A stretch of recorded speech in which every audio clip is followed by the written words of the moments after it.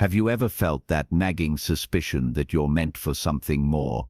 That beneath the comfort of routine and the expectations of society, there's a vast untapped potential waiting to be unleashed. Friedrich Nietzsche, one of history's most dangerous and misunderstood philosophers, once wrote, "The individual has always had to struggle to keep from being overwhelmed by the tribe, yet most of us surrender to this struggle without even realizing we've been conquered." Today we'll challenge the very foundations of our cultural conditioning, questioning how deeply they've shaped what we believe is possible.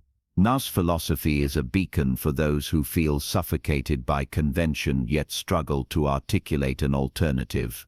Though his ideas were forged in the 19th century, they offer startling clarity for navigating the modern crisis of meaning. We inhabit a culture that has perfected the art of making conformity feel like rebellion, from carefully curated social media individuality to corporate-sponsored disruption. Our society excels at channeling potentially revolutionary energies into predictable, marketable forms.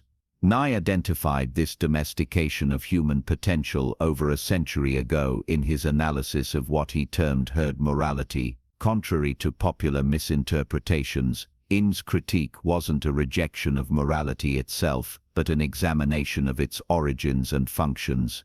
Through his genealogical method, most fully developed in On the Genealogy of Morals, he demonstrated how moral systems often emerge not from divine commandment or pure reason, but from complex power dynamics and psychological needs. Morality is the herd instinct in the individual, he declared, suggesting that conventional values primarily serve social cohesion rather than individual flourishing. Consider which of your core values you've actively chosen versus passively inherited. When did you last examine the genealogy of your own moral intuitions? Our educational systems, media landscapes, and social structures all incentivize certain ways of being while subtly pathologizing others. The exceptional individual must develop what Nietzsche called the suspicion that all is not well with received wisdom, not to abandon ethics altogether, but to forge values more aligned with life's expansion. This suspicion extends even to seemingly benign virtues. Our celebration of humility, for instance, is it truly about spiritual elevation, or does it function to discourage the exceptional from fully expressing their capacities? Does our emphasis on compromise serve mutual flourishing, or does it secretly privilege maintenance of the status quo? The path beyond mediocrity begins with these uncomfortable questions. There are no facts, only interpretations, Nietzsche provocatively claimed. This wasn't an endorsement of relativism but an introduction to his concept of perspectivism, the recognition that all knowledge emerges from particular perspectives shaped by biology, history, language, and power. Absolute objective truth, the view from nowhere, is both impossible and undesirable. This insight predated postmodernism by nearly a century and offers a crucial corrective to our era's polarized discourse. Rather than seeking the one correct perspective, Nietzsche advocated multiplying perspectives, developing the capacity to see from many vantage points, while privileging those that enhance vitality and creative power. Contemporary cognitive science confirms Nietzsche's intuition. Our brains aren't passive receivers of objective reality, but active constructors of workable models. Physicist Carlo Rovelli echoes Nietzsche's perspectivism when noting that reality is not what we see from a single perspective, but the way things interact. This doesn't mean all perspectives are equally valid, but it does suggest that intellectual growth requires actively seeking viewpoints that challenge our comfortable certainties. Consider how limited most people's perspective-taking abilities remain. We consume media that confirms existing views, surround ourselves with like-minded peers, and reflexively defend our worldviews against challenge. The exceptional individual, by contrast, deliberately seeks intellectual friction, cultivating what psychologist Adam Grant calls confident humility, strong convictions, weakly held, open to revision through encounter with different perspectives. God is dead, proclaimed N's madman in the gay science, continuing ominously, and we have killed him. This wasn't triumphant atheism, but diagnosis of a profound cultural crisis. When the transcendent source of meaning collapses, we face two paths: nihilism, or the creation of new values grounded in life itself, indistinguished between passive and active nihilism, critical distinctions for our current moment. Passive nihilism manifests as resignation, cynical detachment, and retreat into comfortable distractions. We see it in political apathy, mindless consumption, and the ironic detachment characteristic of much contemporary culture. Active nihilism, by contrast, recognizes the void but responds with creative affirmation, destroying defunct values while creating life-affirming alternatives. Look at how our culture addresses its meaning crisis. We oscillate between fundamentalisms that promise certainty and postmodern irony that avoids commitment altogether.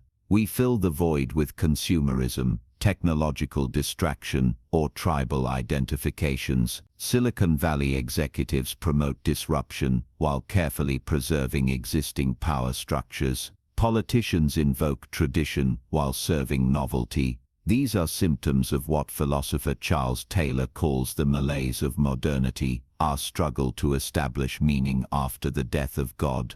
The exceptional individual neither retreats to dogmatic certainty nor surrenders to cynical relativism. Instead, they embrace what philosopher Albert Camus called lucid courage, the willingness to create meaning without metaphysical guarantees. This isn't delusional positive thinking, but creative response to necessity. As artist Jenny Holzer puts it, "In a dream you saw a way to survive and you were full of joy." Perhaps no end concept has suffered more distortion than the will to power. Contrary to superficial readings, this isn't about dominating others, but about the fundamental drive to overcome resistance, particularly the resistance within ourselves. It's less about control over external circumstances than mastery of creative capacities. My idea is that every specific body strives to become master over all space, and to extend its force, inroad. But this force extends itself primarily through creation and self-overcoming rather than subjugation. The will to power manifests differently across domains: in science as the drive to expand knowledge, in art as the impulse to create new forms, in ethics as the courage to question received values. Contemporary innovators embody this creative will to power without necessarily naming it as such. When entrepreneur Elon Musk pursues multiplanetary human existence, when biologist Jennifer Doudna develops CRISPR gene editing technology, when activist Brian Stevenson reforms criminal justice systems, they express the will to power as creative transformation rather than mere dominance. This will operates even in mundane contexts: the programmer solving an intractable coding problem, the teacher developing new pedagogical approaches, the parent creating healthy family dynamics. All express the will to power as capacity enhancement rather than zero-sum competition. The exceptional individual channels this fundamental drive toward creation rather than destruction, toward empowerment rather than domination. Man is something that shall be overcome, declared Zarathustra, introducing N's concept of the Übermensch or overmen. This often misunderstood idea isn't about genetic superiority or domination, but about transcending inherited limitations to create new possibilities of human existence. The Übermensch isn't an endpoint, but a direction, not something to become, but something to move toward through continuous self-overcoming. It represents the integration of our contradictory elements, the transmutation of suffering into meaning, and the creation of values that affirm rather than deny life. Importantly, this isn't merely individual achievement, but cultural transformation. The Übermensch creates new possibilities for humanity itself. This concept has particular relevance in our era of transhumanism and artificial intelligence. When technologists speak of human enhancement or optimization, they often reduce N's vision to mere technical upgrading. But the Übermensch isn't about becoming more efficient within existing paradigms. It's about transcending those paradigms altogether to establish new horizons of human possibility. Supreme Court Justice Ruth B. Ginsburg exemplified aspects of this N ideal, not through technological enhancement, but through cultural transformation. By reinterpreting legal frameworks to recognize previously excluded perspectives, she didn't merely succeed within the system, but expanded what the system could recognize. Similarly, when mathematician Alan Turing conceptualized the modern computer, he wasn't merely solving technical problems, but creating new possibilities for human cognition and social organization. The path toward the Übermensch isn't about becoming superhuman, but about becoming more fully human, integrating capacities for reason and passion, individuality and connection, creative destruction and generative creation. As philosopher Ken Wilber notes, evolution proceeds not just through greater differentiation, but through more complex integration of seemingly opposing elements. Imagine a demon appears to you in your loneliest hour and reveals that you must live your exact life, with all its pain and disappointment, all its joy and triumph, over and over for eternity. Every decision, every mistake, every moment, unchangeable and repeating forever. Would this be heaven or hell? This thought experiment, which N called eternal recurrence, isn't a metaphysical theory, but an existential test. It asks, are you living in such a way that you could affirm the eternal return of your existence? The average person would fail this test miserably, living a life of compromise and regret, treating the present as mere preparation for a future that never arrives.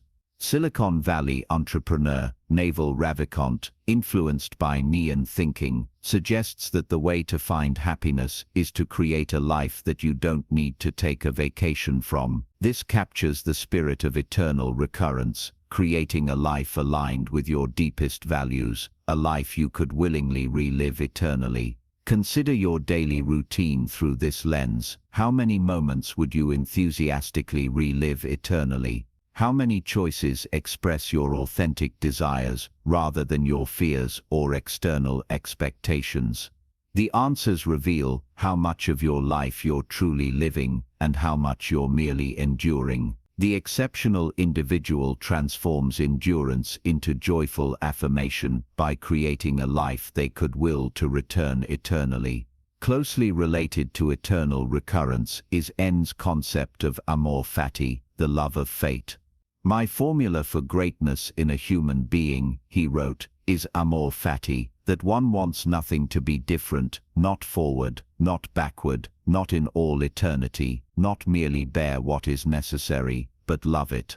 This isn't passive resignation, but active embrace, transforming it was into thus I will it, through retrospective affirmation. The person practicing amor fati doesn't just accept their circumstances but incorporates them as necessary elements of their becoming. This alchemical attitude converts even suffering into meaning through creative response.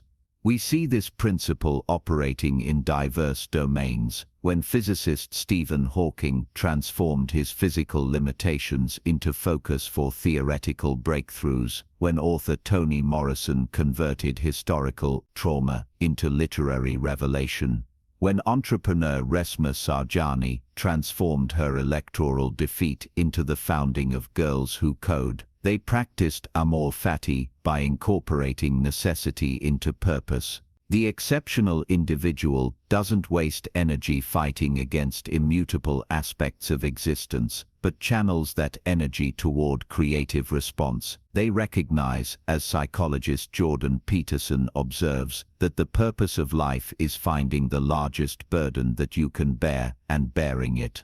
This isn't masochism, but the recognition that meaning emerges from voluntary confrontation with challenge rather than its avoidance. Nietzsche's philosophy consistently transcends conventional binary oppositions, beyond good and evil, beyond optimism and pessimism, beyond rationalism and irrationalism. He sought perspectives that integrated seemingly contradictory elements into more complex wholes. This integration is evident in his exploration of the Apollonian and Dionysian principles in art and life.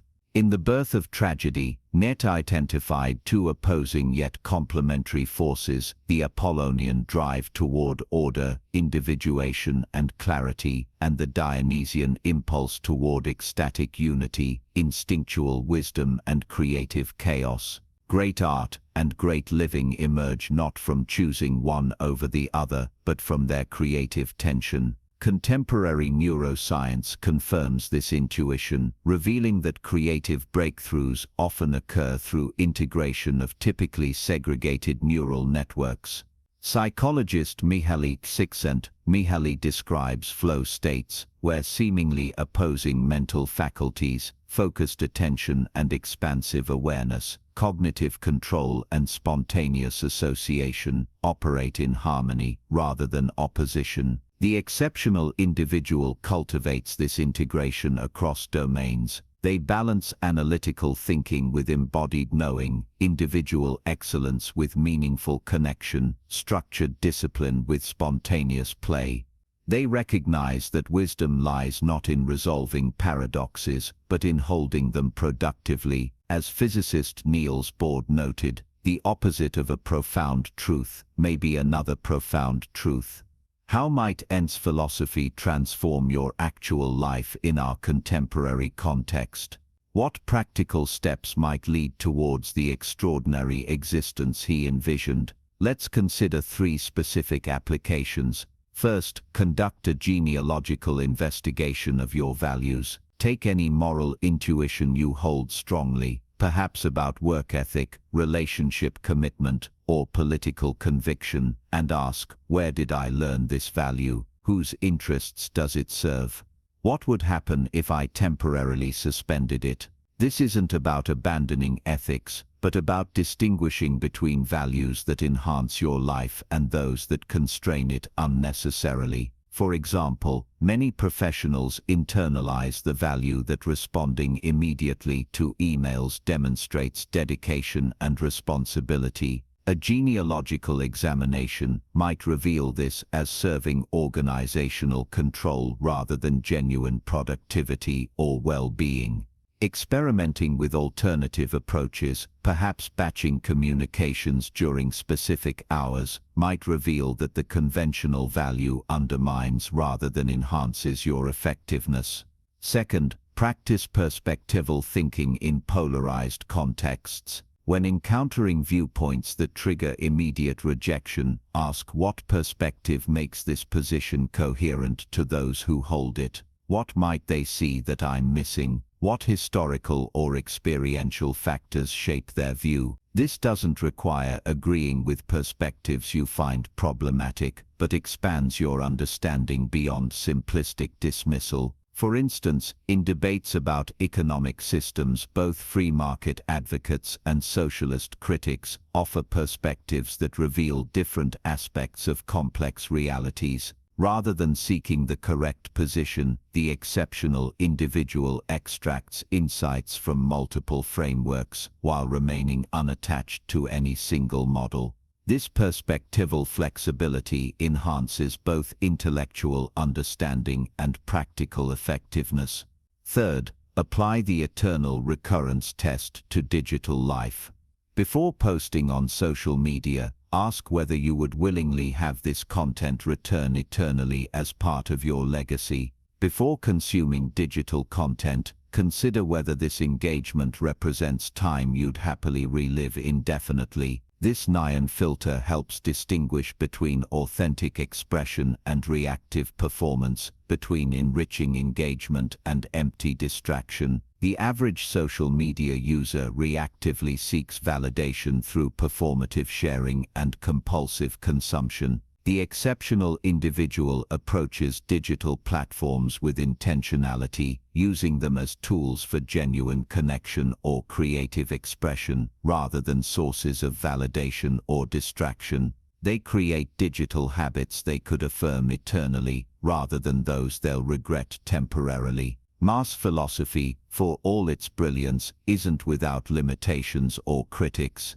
Acknowledging these enriches rather than diminishes our understanding. 3 significant critiques merit consideration. First, N's emphasis on individual self-creation can understate biological and social constraints on human possibility. Not everyone begins with equal capacity for self-transformation due to neurological differences, socioeconomic circumstances, or historical positioning. Contemporary philosopher Martha Nussbaum argues that N sometimes underappreciated the role of material conditions in enabling or constraining human flourishing. Second, his focus on exceptional individuals can seem elitist, suggesting that only extraordinary people deserve philosophical attention. Though Nine directed his writing toward higher types, political philosopher Thomas Pogges suggests that truly life-affirming values must enhance collective flourishing, rather than merely individual excellence.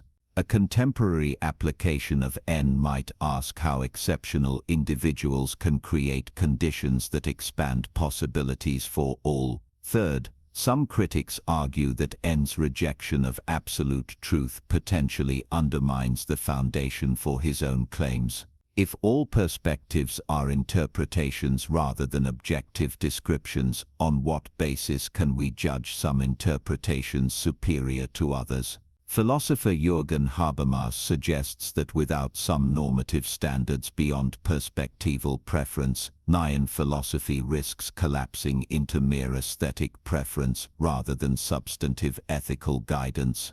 These critiques don't invalidate N's insights but remind us to engage them critically rather than dogmatically. The exceptional individual applies the same critical spirit to N himself, extracting valuable perspectives without uncritical acceptance. As N self-advised, the most perfidious way of harming a cause consists of defending it deliberately with faulty arguments. N's philosophy wasn't designed as a systematic theory but as a provocative intervention, what he called philosophizing with a hammer meant to sound out hollow idols. His deliberately unsystematic aphoristic style reflects his conviction that truth emerges not through logical deduction from first principles but through experimental engagement with life itself. This experimental approach applies directly to how we might integrate his insights. Rather than intellectual agreement, N demands creative application, testing ideas through lived experience rather than abstract contemplation. The doer alone learneth, he insists, suggesting that understanding emerges through action rather than mere analysis. Cognitive psychologist Carl Friston's active inference model supports this view, suggesting that organisms reduce uncertainty not just through passive perception, but through action that tests predictions against reality. We understand our environment, including our philosophical assumptions, by actively engaging with it rather than merely observing it. Consider 3 domains where creative experimentation might integrate Nine insights into contemporary life. In professional contexts, experiment with redefining success beyond conventional metrics. A software engineer might measure achievement not just by efficient code but by creating systems that enhance human capability. A healthcare provider might evaluate effectiveness not merely through clinical outcomes but through increased patient autonomy. A business leader might assess value not just through quarterly profits but through creation of organizational cultures that enable continuous innovation. In creative endeavors, experiment with embracing constraints rather than eliminating them. Filmmaker Werner Herzog's Minnesota Declaration echoes Endin, suggesting that artistic truth emerges not through factual documentation but through poetic, ecstatic truth that paradoxically requires discipline and limitation. The exceptional creative doesn't seek freedom from all constraints but strategically embraces productive limitations that catalyze innovation. In personal development, experiment with voluntary discomfort rather than assumed comfort, intentionally placing yourself in challenging situations, whether through cognitive stretching, physical exertion, or social boundary crossing, creates anti-fragility. Mathematician and risk analyst Nassim Taleb defines this quality as gaining from disorder rather than merely resisting it, a direct application of N's insight that what doesn't kill me makes me stronger. A fundamental paradox runs through N's work, the challenge of communicating transformative insights through conventional language. Words are but symbols for the relations of things to one another and to us. Nowhere do they touch upon absolute truth, he observed. This linguistic skepticism extends to his own writing, which he recognized as necessarily limited by the very conceptual structures he sought to transcend. This paradox appears throughout intellectual history when genuinely novel perspectives emerge. As physicist David Bohm noted, communication can only create something new if people are able to freely listen to each other without prejudice and without trying to influence each other, yet our linguistic and conceptual frameworks inevitably prejudice our understanding, making truly revolutionary communication rare. None addressed this challenge through stylistic innovation, using metaphor, aphorism and poetic language to evoke rather than merely describe his insights. He recognized that transformative understanding requires not just new content but new cognitive structures, not just different answers but different questions altogether. Contemporary complexity theorist Dave Snowden echoes this approach with his distinction between complicated and complex systems. Complicated systems can be understood through analytical models. Complex systems require immersive engagement and pattern recognition. Similarly, N's philosophy isn't a model to be understood, but a territory to be explored through direct experience. This has profound implications for how we might integrate his insights. Rather than seeking perfect intellectual comprehension, the exceptional individual uses neon ideas as provocations for experimentation, testing their validity through lived experience rather than logical analysis. They recognize, as philosopher Maurice Merleau-Ponty suggested, that truth does not inhabit only the inner man, or more accurately, there is no inner man. Man is in the world, and only in the world does he know himself. The mediocre mind treats ideas as commodities to be collected, philosophical concepts as status markers rather than living tools. They consume none the way they consume TED Talks or business books, seeking the appearance of intellectual sophistication without risking genuine transformation. They discuss his concepts without testing them, quote his aphorisms without embodying their implications. The exceptional individual approaches philosophical engagement differently, not as passive consumption but as active collaboration. They treat N not as an authority to be worshipped, but as a conversation partner whose provocations demand creative response. They ask not, what did N mean, but what might this perspective reveal about my life and possibilities? This active engagement transcends the false dichotomy between acceptance and rejection. The exceptional individual neither blindly adopts philosophical systems nor dismissively rejects them. Instead, they extract valuable perspectives while maintaining critical distance, what philosopher Hans-Georg Gadamer called a fusion of horizons, where different viewpoints engage to create new understanding.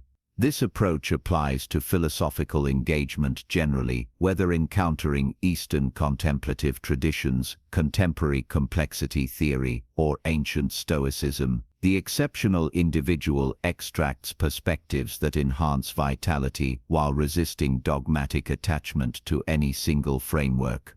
They create philosophical toolkits matched to specific challenges rather than one-size-fits-all ideologies. None couldn't have anticipated our digital landscape, yet his insights apply with surprising presence to contemporary challenges. Consider how digital technologies simultaneously expand and constrain human possibility. On one hand, they provide unprecedented access to information and connection. On the other, they often strengthen what N called herd instinct through algorithmic reinforcement of conformity. Social media exemplifies this paradox. These platforms theoretically enable individual expression, yet often produce homogenized content optimized for approval rather than authentic communication. The average user performs identity within carefully defined parameters. The exceptional individual uses these tools with strategic intentionality rather than reactive compulsion. Neuroscientist and philosopher Sam Harris observes that our attention is all we have, yet digital economies systematically exploit attention without enhancing quality of life. This extractive relationship with cognitive capacity directly contradicts N's emphasis on directing attention toward life-affirming pursuits. The exceptional individual develops attention hygiene, protecting this finite resource for creative projects rather than surrendering it to algorithmic manipulation. Artificial intelligence presents even more fundamental questions about value creation. As machines increasingly perform tasks previously requiring human cognition, we face N's question with renewed urgency: what makes human existence valuable beyond mere utility? If machines can create more efficient solutions, what distinctive contribution remains for human intelligence? The answer lies partly in what philosopher Bernard Williams called thick concepts, terms that simultaneously describe and evaluate, like courage, kindness, or integrity. These concepts reflect value structures that cannot be reduced to utility calculations or algorithmic optimization. The exceptional individual cultivates precisely these distinctively human capacities for ethical judgment and aesthetic appreciation, qualities that transcend computational replication. Critics often characterize N's philosophy as radically individualistic, overlooking the social dimensions of his thought.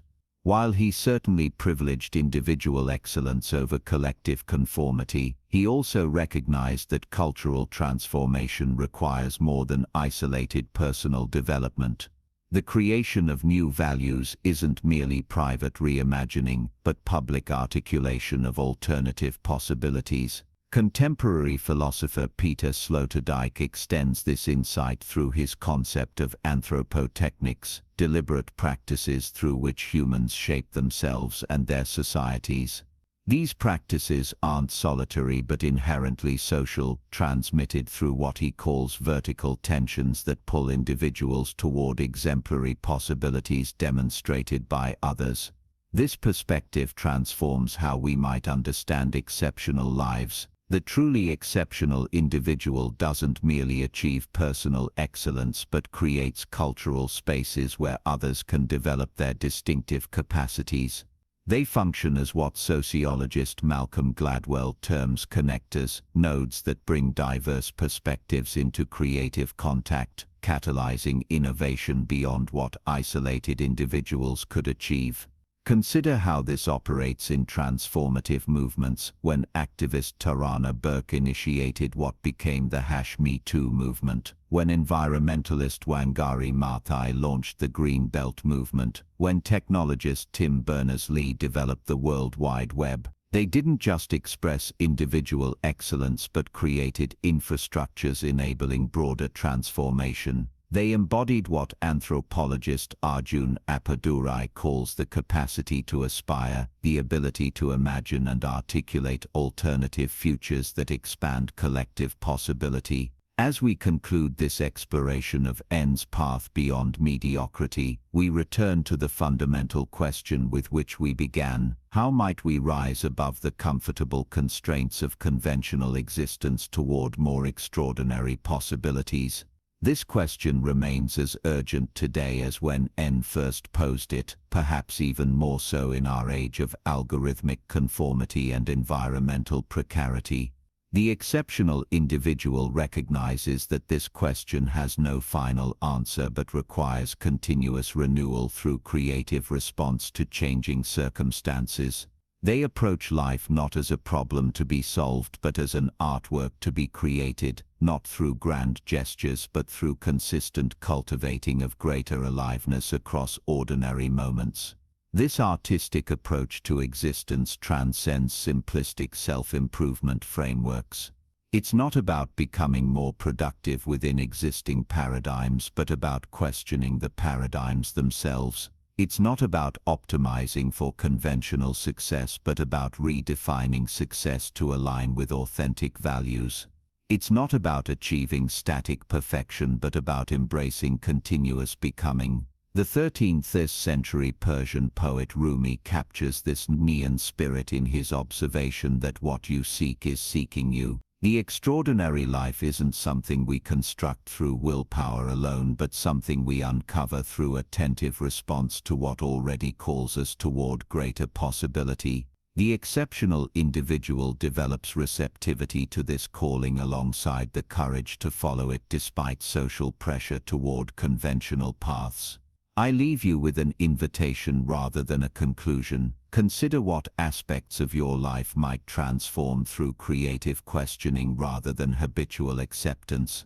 What values would survive radical examination and which might reveal themselves as inherited limitations rather than authentic commitments? What extraordinary possibilities might emerge not through accumulating more of what you already have, but through becoming more fully what you already are? If this exploration has catalyzed your thinking, whether through resonance or productive resistance, consider sharing your perspective with others engaged in similar questioning. The exceptional life isn't created in isolation but through communities of practice where diverse viewpoints challenge and enrich each other's becoming. And if you found value in these ideas, subscribe to join an ongoing conversation about extraordinary possibilities beyond conventional constraints.